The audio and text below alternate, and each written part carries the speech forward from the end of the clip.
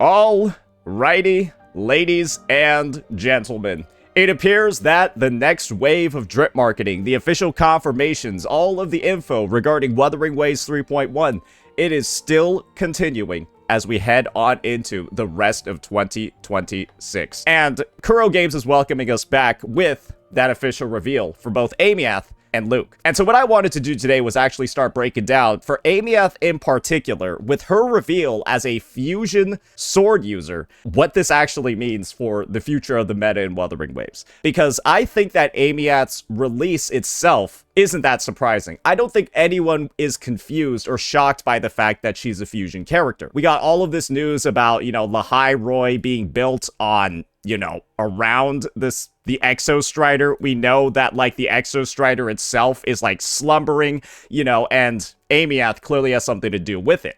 And how else is a giant being sustaining life in the Roya Frostlands without having some sort of way to generate heat or fusion? Right? So it probably makes a lot of sense to individuals over here, right? That the unit that pilots a mecha or conjoins with the mecha with their kit symbolizes what the mecha represents in the region, which is fusion. So yeah, I don't think that part is particularly surprising. What I think is shocking is the fact that we're seeing this character released in version 3.1, right after version 3.0, where they're already releasing, and this is going to be the part that I think really screws with some people, where they're already releasing a fusion unit in Mornye. And so essentially, when we combine that with the fact that we already had a spectral basic attacker in 3.0, and we have a fusion healer, now we're going to have the fusion sentinel, and then another spectro unit over here, who's probably going to be another basic attacker. As you're probably understanding, right? This seems to be one of the most odd attribute character combination releases we've ever had in the history of the game. And what I'm here today to do is talk about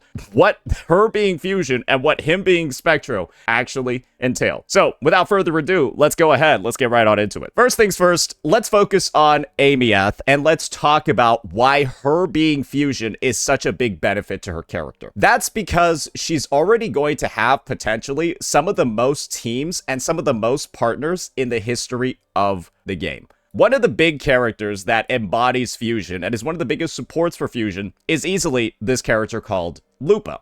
And when you look at Lupa's kit, when you look at her signature, when you see how she works, basically everything about her is about boosting fusion damage and decreasing the enemy's fusion resistance. You can see over here she's got passives dedicated to reducing fusion resistance more when there's more fusion resonators on the team. And, well, she also has this whole pack hunt mechanic on her liberation that gives the entire team attack and fusion damage. You combine that with the fact that there's already an on-banner, a fusion healer on the roster in Brant, and then we're also getting a second fusion healer. You already saw her earlier with Mornye, because it's pretty obvious that this character heals primarily due to the fact that her new Sonata set, which is called Halo of Starry Radiance, is based off of you healing, and then it'll increase the entire team's attack. And so you're probably seeing what's going on over here, right? Because you've got fusion buffing the more fusion characters that are on your team, and now we've also got a fusion healer. Because if you're thinking that the Halo of Starry Radiance set is not for the character with the halo that's starry, then maybe we're not on the same page over here. But I think most people can understand this is how it's going to break down. So right off of the bat, that already seems like a team, right? That already seems like a team that's going to work. You've got your Lupa, then you've got your Mornye, and then you've got potentially Gundam Girl over here. But there's another universe. There's another situation, right? The team that I just suggested doesn't do something. It doesn't interact at all with this mechanic over here. Tune Rupture and Tune Strained. That's the team or mechanic that it does not actually exist at all in that team that I just mentioned. Unless the Sentinel has this ability. Unless the Sentinel, Aemeath, has the ability to apply Tune Rupture or Tune Strained, then that team is not going to have any actual tune mechanics in it. And so, who knows if that's something that this character is going to have? The ability to inflict it would be pretty damn helpful and would probably make sense for a Sentinel unit. Then you'd be able to introduce that mechanic, right, in that Lupa team that we're talking about over here. But then there's another circumstance, right, that isn't really fully hitting the head. That's going to be the Toon Strained archetype. So the way that Toon Strained works is pretty interesting, right? The more characters you have that can respond to Toon Strained on your team, the more damage they deal. That's how this passive works. The more characters with Toon Strained that can interact with it, the more damage is done. What does Lupa not have in her kit? The ability to respond to Toon Strained. So you're probably seeing already, there are some drawbacks, right, to this team over here. You're not going to have that Toon Strained or Toon Rupture synergy that you might have if there's like a Lynae plus a Mornye on your team. Hopefully, you're beginning to see what's going on over here. This character, right, this Aemeath unit, she seems to already have, because her attribute is simply fusion, she seems to already have a lot of potential teams already in the mix. But there's still one more thing. There's still one more thing, guys. And this is going to be one that, some people might not see this one coming. I personally think it just has to happen at this point. So, in Wuthering Waves 2.8, what we had was a rework to every single negative status outside of Air Erosion and Spectral Frazzle. That was when Chisa released. Then we basically got news about Fusion Burst, Glacial Chafe, and Electro Flare. One thing that's clear about this ordering is that it went from Spectral Frazzle to Erosion to Havoc Bane, then Fusion, Glacial, whatever, so on and so forth. And what Kuro's done is they've released the negative statuses in this order. And so there's a chance, right, that Aemeath is a Fusion Burst character, and Chisa's finally getting another team to be used in outside of the Kartithia one. And this is something that a lot of people have been expecting for quite a long time as well, because this character essentially releases. And with her signature, she's a 5%, maybe 6 to 7% upgrade over the completely free Arrow Rover in the Kartithia team. That is currently Chisa's only team where she is better than a free unit. Otherwise, she's worse than Verena. She's worse than Shorekeeper. She's worse than all these other options. And the idea over here is that Aemeath, right, she could be a Fusion Burst unit as well, giving her even a third team on top of everything that we just saw before. We have the Lupa Mornye. We've got Lynae Mornye, maybe. Then we've also got a blend with Chisa in there, too, if Fusion Burst is built into it. And the situation that you're probably seeing is that would be probably what makes a lot of sense for a character that's meant to be as hyped up as this. And if there ever was a character that should have a bunch of different playstyles, right? That should have a bunch of different teams that might be able to utilize a huge portion of the roster. In my opinion, it probably should be the Sentinel Resonators. And one design misstep, in my opinion, that Kuro Games has actually had is their design of their past Sentinel units, where you have Kartithia and you have Jinsei. And I'm going to be real, these two have some of the most restrictive fucking teams in the game. They do. If you don't have coordinated attacks with this unit, good luck doing anything. If you don't have Chakota for this unit, good luck doing anything. I would love if this unit had all of the teams that I listed out. You have Chisa, you're fine. You have Mornye, you're fine. You have Lynae, you're fine. You have Lupa, you're good. Wouldn't that feel so much better than the current iteration of Sentinel Resonators that we have right now, where it's like, yeah, you didn't pull her, go fuck yourself. And if you don't have Jeja or Cantarella, what are you doing with this character? What are you doing with this unit if you don't have Jeja or Cantarella? I'm genuinely curious. I don't even think you can play her. And when those units that I'm talking about, right, the Chisas, they got released in 2.8, the Lynaes and Mornyes in 3.0, and then of course you have the Lupas in 2.4, and she's already had a rerun. It would be great to see more units that are able to leverage older members of the roster like this, and I would be very, very, very happy if the universe out there in version 3.1 is this unit launching as a fusion whatever. She's got Burst, she's also got the Lupa team, and she's also got her Toon Break team. I would love that. And this would be the first Sentinel in the history of the game that has more than like one playstyle and like one type of team for their run, which would just, in my opinion, be be great, right? Isn't that the point of introducing? Isn't that like the point overall of introducing these tune mechanics in the first place? That's what I imagine, right? Like that's the point of introducing these mechanics, is to increase the amount of teams that people can use. And I hope that in this implementation, it actually works out that way. Now, let's talk about a universe where Kuro actually does fuck it all up.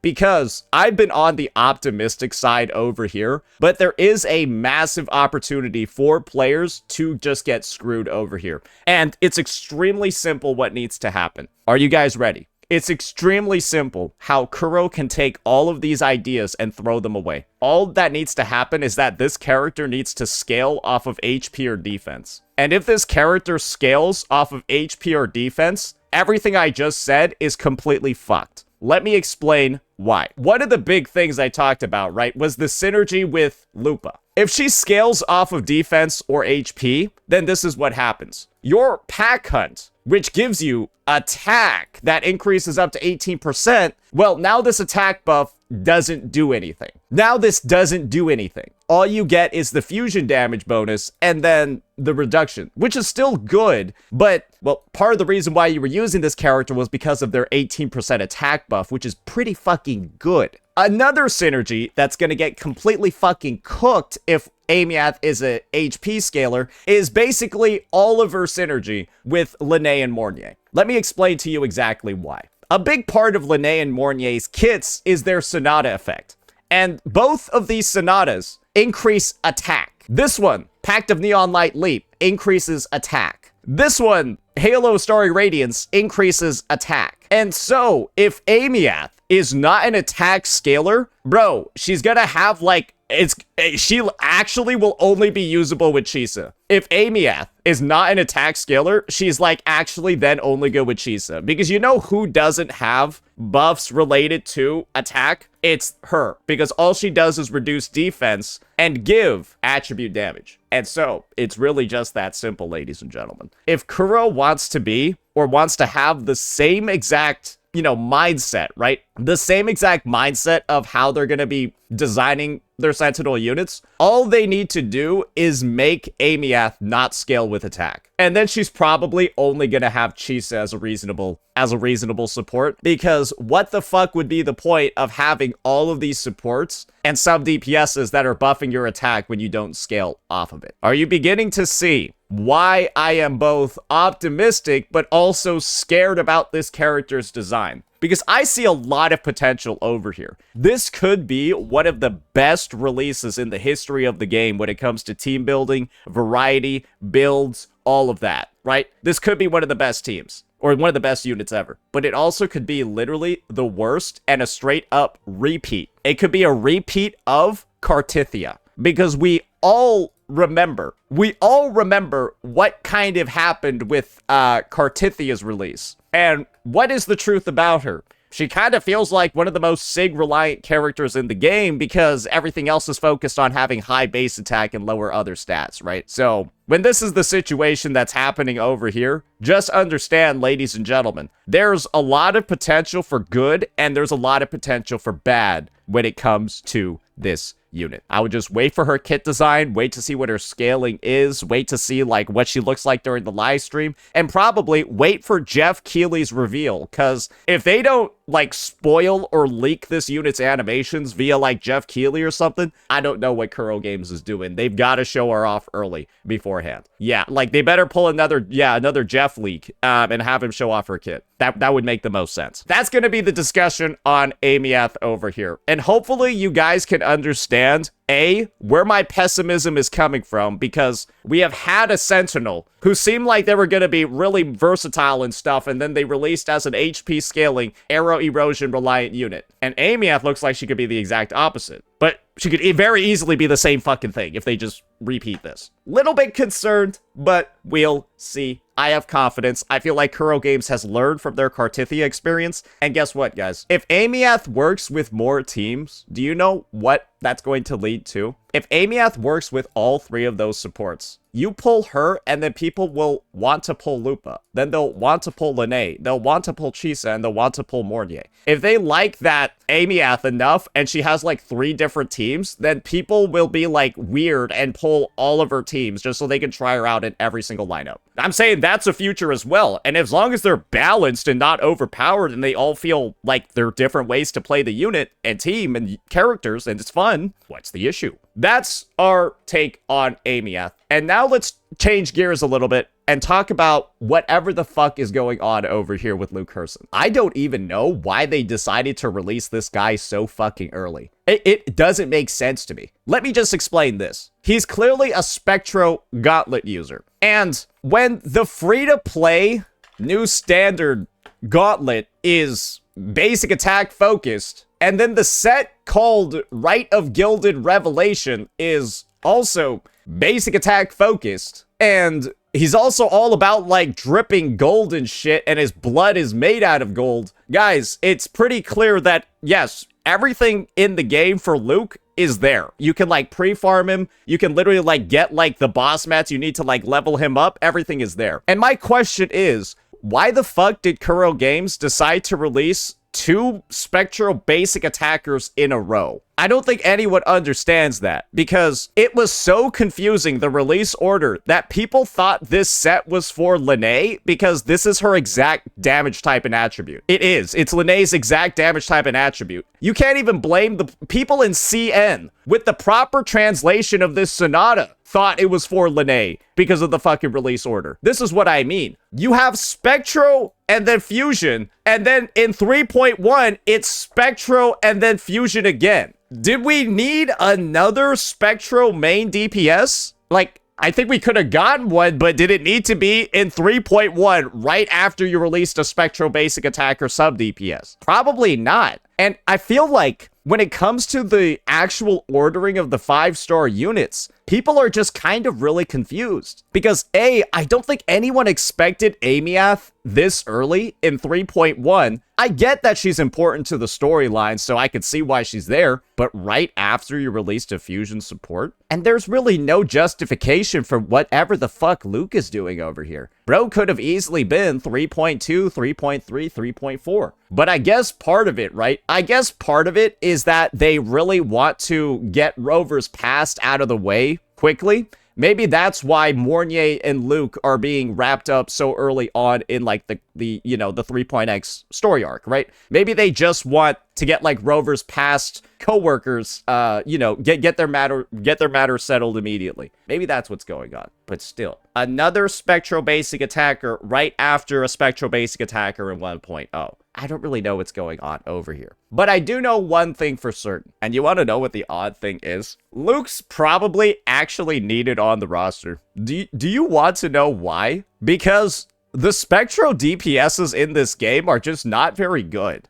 They're kind of just bad. That's what it is. I think this is the worst aging unit in Wuthering Waves history. I don't think anyone likes playing her. I really don't think, like, anyone enjoys using this unit. I think people desperately want a replacement for her. I never want to use this unit. I fucking hate playing her. And you want to know one of the reasons why I hate playing her? It's because I have to play her with her. And when I combine these two units together, these guys are like the dynamic duo of dog shit gameplay. I have never seen two characters that feel so bad to use, where you have to animation cancel or swap on every single one of their abilities, or the team is slow as shit. You literally have to swap or animation cancel every single one of their attacks, or the team is a DPS loss compared to every other team in the fucking game. I swear to God, that's like the truth of it. That's why she doesn't even have gear on, even though I have an amazing set for her, because I'm just like, dude, fuck this character. Good lord. I hate using this unit. It's a headache. And so I'm legitimate, like, guys, these are your Spectro DPS options. Her, ass. Her, also ass. And then, like, bro, she still doesn't have a sub DPS. Those are your three options. Two characters with awful gameplay or Jinsei. So, honestly, a new Spectro DPS is not that bad. I honestly, I think most people are looking forward to it because they'd be pretty happy with benching their Zani, benching their Phoebe, benching that entire cast. Because Spectral Frazzle, guys, it's a fucking mistake. That is the most dog-ass debuff out of all of them. It doesn't even work with Chisa. That's how bad that shit is. What I'll say is that whatever they're doing with Spectro is definitely a decision, but it's safe to say that despite having some of the most limited characters, Spectro actually feels like one of the worst attributes. They kind of fucked this one up. I'm gonna be real with you. Don't Fusion and Arrow feel like they're in a better spot than this? Don't Fusion, Arrow, and Havoc feel like they're in a better spot than Spectro meta-wise? How? When there's, like, less of those characters they release more Spectro units. So how does it feel this bad in the meta? This is what I mean. They, like, fucked this one up. Luuk coming in, maybe he'll fix it all up. I don't know, bro, but this shit is mad cooked.